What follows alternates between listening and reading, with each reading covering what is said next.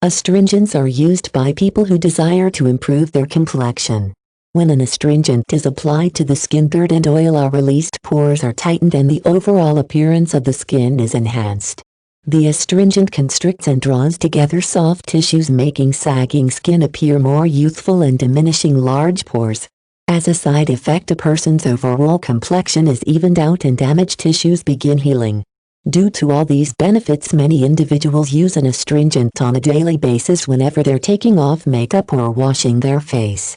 Before choosing which type of astringent is best for your situation, you must first consider whether your skin is considered oily or dry. Alcohol-based astringents can be damaging to dry skin, and alcohol-free astringents may not adequately correct excessive oiliness in the skin. You may also want to consider any skin conditions you may have, such as acne or blackheads, which may interfere with your results. While many believe that getting rid of excess oil will clear up acne and blackheads, the opposite may actually be true. Using alcohol-based astringents under these circumstances will cause your skin to produce more oil to compensate for being dry, which may end up increasing the presence of acne and blackheads. You can also look for particular ingredients that enhance the desired effects of your astringent.